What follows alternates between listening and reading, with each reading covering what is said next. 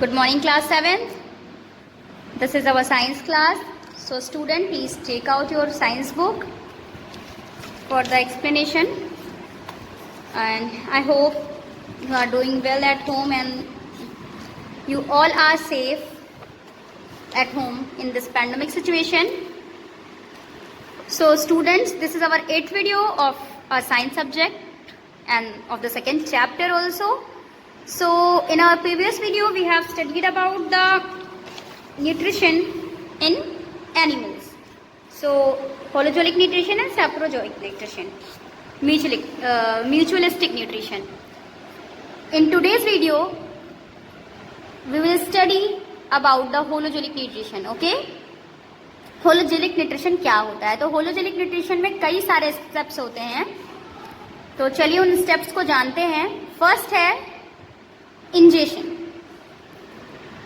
इसमें क्या होता है कि छोटे पार्टिकल्स या बड़े पार्टिकल्स जो भी हम लेते हैं या जो भी लिया जाता है उसे इंजेशन बोलते हैं. ज़्यादातर एनिमल जो है इंजेशन पे ही स्पेसिफाइड होते हैं, जैसे कि माउथ. ठीक है, ज़्यादातर एनिमल्स अपने किससे भोजन करते हैं? मुंह से भोजन करते हैं, मुंह से खाना खाते हैं ना. तो जो स्पेसिफिक ऑर्गन होता है इंजेशन के लिए वो हमारा माउथ होता है. ठीक है, जहाँ से हम खाना खाते हैं. फिर हो गया डाइजेशन. तो डाइजेशन क्या होता है? जो भी खाना हम खाते हैं उन्हें छोटे छोटे पार्ट्स में तोड़ना और सॉल्युबल सब्सटेंस बनाना, उसे डाइजेशन कहते हैं. ठीक है, हमारा खाना डाइजेस्ट कब होता है? हम खाना खाने के कई घंटों बाद, कुछ घंटों बाद हमारा खाना डाइजेस्ट होता है, क्योंकि जब हम खाना खाते हैं उसके बाद वो छोटे छोटे पार्ट्स में ब्रेक डाउन होता है और उसके बाद फिर वो एक सॉल्युबल सब्सटेंस बन जाता है, तब डाइजेशन प्रोसेस होता है. Next is absorption. जो हमारा डाइजेस्टेड सॉल्युबल होता है वो हमारी बॉडी से पास होता है, जैसे कि फ्लड में पास होता है, जैसे कि ब्लड हो गया. तो इस प्रोसेस को एब्जॉर्प्शन कहते हैं. ठीक है, मतलब हम खाने को एब्जॉर्ब अपनी शरीर में कर रहे हैं, ब्लड में वो हमारे घुल रहा है. ठीक है, तो दैट इज एब्जॉर्प्शन. फिर हो गया एसिमिलेशन. ये जो होता है, ये प्रोसेस हमारा जो भी हमारे फूड में एब्जॉर्ब न्यूट्रिएंट्स होते हैं उसे हमारी बॉडी यूटिलाइज करती है और बहुत सारे फंक्शंस प्रोवाइड करती है और हमें एनर्जी और ग्रोथ देती है. ठीक है, तो एसिमिलेशन में क्या होता है? जो भी डाइजेस्टेड फूड होता है उसका जो न्यूट्रिशन होता है, डाइजेस्टेड फूड और एब्जॉर्ब फूड का जो न्यूट्रिशन होता है वो हमारी बॉडी यूटिलाइज करती है और हमें एनर्जी और ग्रोथ प्रोवाइड करती है. ओके, एजेशन. ये प्रोसेस हमारा अनडाइजेस्ट फूड का होता है और हमारी बॉडी से रिमूव आउट होता है. ठीक है, जो भी अनडाइजेस्टेड फूड होता है वो हमारे शरीर से जो बाहर निकलता है उसे हम इगेशन बोलते हैं. Next is nutrition in different animal. Different animals में किस किस तरह से न्यूट्रिशन होता है, तो आइए देखते हैं एमीबा में. Amoeba is a unicellular organism. ठीक है, यूनिसेल्युलर होता है और सिर्फ एक ही सेल होती है इसमें. It engulfs tiny particles of food by throwing its false feet known as pseudopodia around it. The pseudopodia join together forming a small cavity called food vacuole. The food inside the food vacuole is digested by the digestive juices. Amoeba में सीडोपिया पाया जाता है. ये देखिए, ये है, ये जो है इसके चारों ओर होता है. ठीक है, तो ये जो फैला हुआ पार्ट है इसका, इसी के थ्रू ये जो है क्या करता है? फूड को एब्जॉर्ब करता है और ये फूड एब्जॉर्प्शन बहुत छोटे छोटे पार्ट्स में करता है. ठीक है, और एक बार जब फूड डाइजेस्ट हो जाता है तो ये जो है डाइजेस्टिव जूसेस क्रिएट करता है. तो जो डाइजेस्टिव जूस होता है वो जो है हमारा फूड वैक्यूल को, ये जो फूड लेते हैं ये फूड इनका कहाँ जाता है? फूड वैक्यूल में. फूड वैक्यूल में जो फूड जाता है वो डाइजेस्ट होता है डाइजेस्टिव जूसेस के थ्रू. ठीक है, तो पहली चीज तो ये बहुत छोटे छोटे पार्ट्स में अपना भोजन लेते हैं या खाना लेते हैं, फूड लेते हैं. और ये जो फूड लेते हैं ये इनकी फॉल्स फीट जो कि चारों ओर, यानी कि सीरोपिया जो होती है चारों ओर, उसके थ्रू लेते हैं और ये फूड इनका फूड वैक्यूल में जाता है. फूड वैक्यूल में जो फूड होता है वो डाइजेस्ट होता है डाइजेस्टिव जूसेस के थ्रू। ओके, पैरामीशियम ये भी एक सिंगल सेल का ऑर्गेनिज्म है। इसका जो स्ट्रक्चर होता है वो धागे की तरह होता है, जिसे सीलिया बोलते हैं, और ये पूरी बॉडी पे फैला हुआ होता है, धागे नुमा, मतलब ये देखिए छोटे छोटे धागे जैसा निकला हुआ होता है। ये जो है कांस्टेंट, ये हमेशा मूव करता रहता है, ठीक है। और जो सीलिया होता है वो खाने को पुश करता है माउथ में, और जो रिमेनिंग प्रोसेस होते हैं वो बाकी सारे अमीबा के जैसे ही होते हैं, ठीक है। बाकी सारे प्रोसेस इसके अमीबा के जैसे ही होते हैं, लेकिन इनमें जो सीलिया पाया जाता है वो इनके फूड पार्टिकल्स को पुश करता है इनकी माउथ में। Okay, next is hydra. It is a simple multicellular animal. Hydra जो है ये मल्टीसेलुलर, मल्टीसेलुलर का मतलब कई सारी सेल्स, ठीक है, वो कई सारी सेल्स का एनिमल है। And it has a number of tentacles around its mouth. Tentacles का मतलब आप समझ रहे हैं, मूछें, ठीक है। इनके माउथ पे छोटी छोटी बहुत सारी मूछें होती हैं, which are use for injection of food, जो कि हमारे फूड को इंजेक्शन में हेल्प करती हैं, यानी कि फूड खाने में मदद करती हैं। This tentacles entangle small aquatic animal and kill them with their stinging cells. The food in then pushes inside the mouth. ये छोटे छोटे एनिमल्स को, जो पानी में छोटे छोटे एनिमल्स को होती है, वो क्या करती हैं, मार भी देती हैं, और उसके बाद वो खाने को मुंह में पुश अप कर देती हैं। Mosquito and butterfly. In mosquito and butterfly mouth parts are modified into tube like structure, proboscis, feeding tube. देखिए, मॉस्किटो और बटरफ्लाई में एक फीडिंग ट्यूब होती है जिसे प्रोबोसिस बोलते हैं, जो कि उन्हें फूड को शक करने में हेल्प करती है, क्योंकि बटरफ्लाई भी फ्लावर से जो नेक्टर सक करती है और मस्कीटो क्या करता है, ब्लड शक करता है। तो दोनों शकिंग एनिमल्स हैं, तो इनमें एक फीडिंग ट्यूब होती है जिसे प्रोबोसिस बोलते हैं, इसी के थ्रू ये फूड को शक करते हैं, ठीक है। Next is frog. फ्रॉग जो है हमारा, इसकी टंग जो होती है वो बहुत स्टिकी होती है, जो कि इंसेक्ट को कैच करने में हेल्प करती है, और इनमें बहुत अच्छा वेल डेवलप्ड डाइजेस्टिव सिस्टम होता है। Next is spider. स्पाइडर क्या करता है, एक स्टिकी वेब बनाता है। मकड़ी क्या करती है, जाले बनाती है ना, जिसमें कि छोटे छोटे कीड़े मकोड़े फंस जाते हैं, और उसके बाद ये जो है स्पाइडर क्या करता है, उन्हें उसके बाद इनमें जो डाइजेस्टिव जूस पाया जाता है, स्पाइडर में जो डाइजेस्टिव जूस पाया जाता है, वो जो है वो अपनी प्री, यानी कि जो भी इंसेक्ट उसमें फंसा हुआ होता है उसकी बॉडी में इंजेक्ट करते हैं। आप लोगों ने देखा होगा डॉक्टर्स क्या करते हैं, हमें इंजेक्शन लगाते हैं ना, तो बिल्कुल उसी तरह स्पाइडर अपनी प्री को इंजेक्ट करता है, ठीक है। अब डिफरेंस ये है कि वो जब इंजेक्ट करता है तो इंसेक्ट की जो बॉडी में इनका डाइजेस्टिव जूस जाता है, ठीक है। डाइजेस्टिव जूस को ये इंजेक्ट करते हैं अपनी प्री की बॉडी में, और एंड देन सक up the digested body parts, और उसके बाद डाइजेस्टेड बॉडी पार्ट को ये क्या करते हैं, शक कर लेते हैं। The process of digestion of a spider take place outside its body.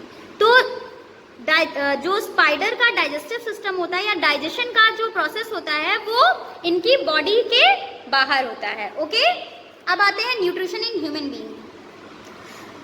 जो हमारी शरीर में या हमारी बॉडी में कैसे न्यूट्रिशन होता है, जो भी हम खाना खाते हैं उसे हम डायरेक्टली यूज नहीं करते हैं, ठीक है। इसे पहले तो जरूरत होती है छोटे छोटे सॉल्यूबल फॉर्म में कन्वर्ट होने की। बिल्कुल ठीक प्रोसेस वही है कि पहले भोजन छोटे छोटे पार्ट्स में डिवाइड होगा, छोटे छोटे टुकड़ों में बटेगा, उसके बाद एक सॉल्यूबल फॉर्म डेवलप होगा, फिर उसके बाद हमारी सेल्स उसे यूटिलाइज कर पाती हैं। तो the process of converting complex food molecules into simple soluble substance is called digestion.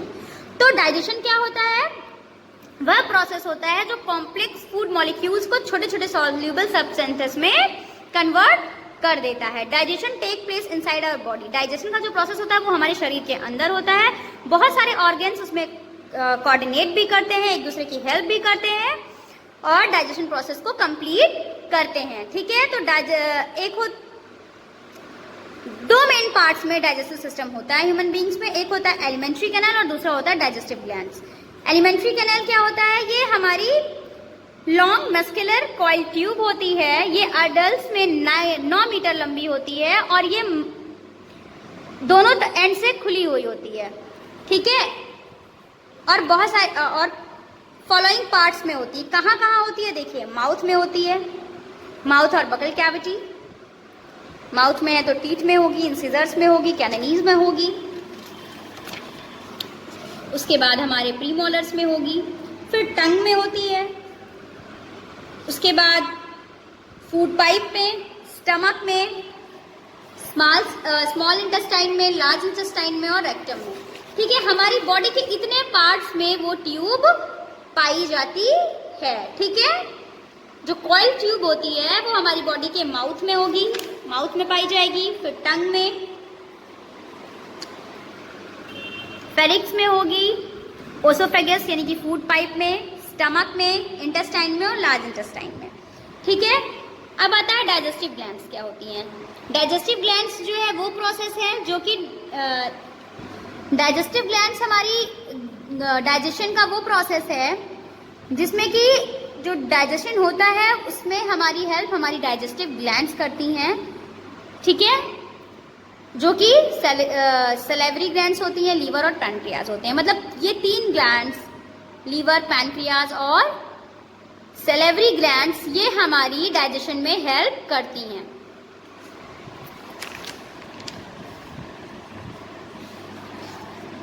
तो नेक्स्ट टॉपिक है taking care of our digestive system. हमारे डाइजेस्टिव सिस्टम का कैसे ख्याल रखना है हमें।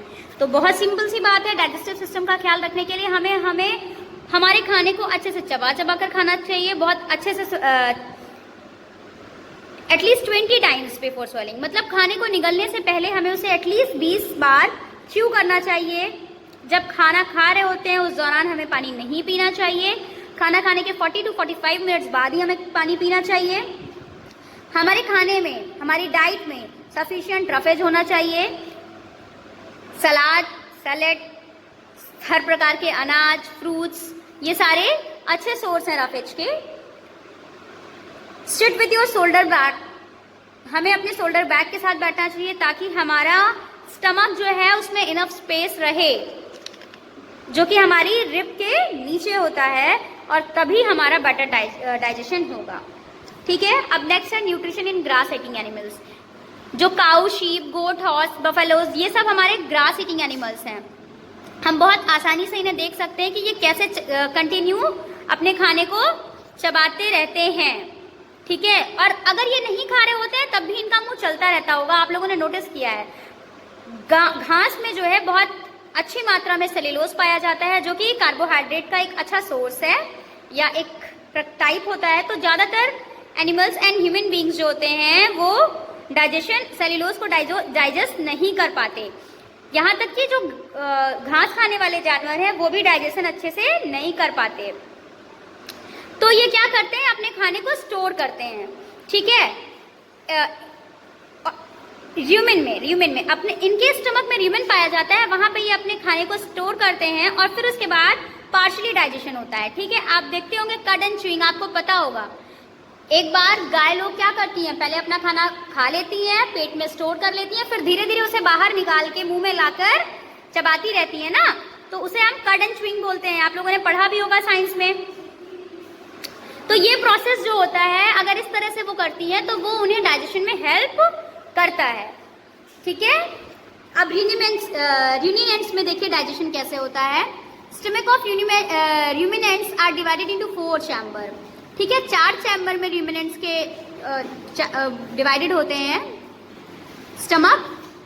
पहला है rumen, दूसरा रेटिकुलम, तीसरा ओमेसम एंड चौथा है एबोमेसम। तो जो सेल्यूलोज होता है वो हाफ च्यूड ग्रास होता है, which is stored in rumen is broken down by the action of bacteria and protozoa present in rumen। rumen में बैक्टीरिया और प्रोटोजोआ प्रेजेंट होता है और rumen में ही खाना जो है वो broken down हो जाता है, यानी कि जो ग्रास होती है वो टूटकर rumen में छोटे छोटे पार्ट्स में डिवाइड होकर rumen में रहती है। उसके बाद ये क्या करते हैं, धीरे धीरे खाने को डाइजेस्ट करते हैं, चबाते हैं। पहले फिर से वापस मुंह में खाना आएगा, ये उसे चबाएंगे और वापस से इसे जो है रेटिकुलम में भेजते हैं। ठीक है, तो this rich chewed matter is swallowed again and enters the third chamber. पहले हमारा खाना र्यूमेन में रहता है, उसके बाद जब कट एंड च्यूइंग का प्रोसेस होता है तो खाना वापस से मुंह में आता है और फिर रेटिकुलम में जाता है। तो ये हमारे थर्ड, तो जब ये मैटर वापस से मुंह में आके स्वेलो किया जाता है तो ये हमारे थर्ड चैम्बर में जाता है, ओमेसम, ठीक है, where it is broken down in smaller pieces and excess water is absorbed here, जहां पे ये बहुत छोटे छोटे पार्ट्स में चला जाता है और उसके बाद जो एक्सेस यानी कि जो पानी की ज्यादा मात्रा एक्स्ट्रा होती है वहां पे वो एब्जॉर्ब हो जाता है। इसके बाद वो खाना चौथे चैम्बर यानी कि ओबोमेसम में स्टोर होता है, जो कि इनका सही स्टमक, एग्जैक्ट स्टमक इनका यही होता है। जो कंपोनेंट्स जो है हमारे some components of food break down in abomasum, कुछ कंपोनेंट्स वहां पे ब्रेक डाउन होते हैं by the action of acid and enzymes, enzyme और एसिड के एक्शन से कुछ जो कंपोनेंट्स बचे कुचे होते हैं वो वहां पे छोटे छोटे पार्ट्स में टूटते हैं और उसके बाद खाना इंटेस्टाइन में जाता है, ठीक है। तो अभी तो हम लोगों ने बहुत जल्दी इस चैप्टर को कवर किया है क्योंकि students we don't have much time to waste and we need to complete our exercise as soon as we can do it, okay. तो मैंने आपको बहुत जल्दी इस चीज को ऐसे बढ़ा दिया है, लेकिन जब स्कूल ओपन हो जाएगा तो मैं इसे आपको बहुत अच्छे से पढ़ा दूंगी, जो भी डाउट्स होंगे वो सारे मैं क्लियर कर दूंगी, ओके। तो हम अब नेक्स्ट वीडियो में अपनी एक्सरसाइज करेंगे। Till then bye bye, have a good day.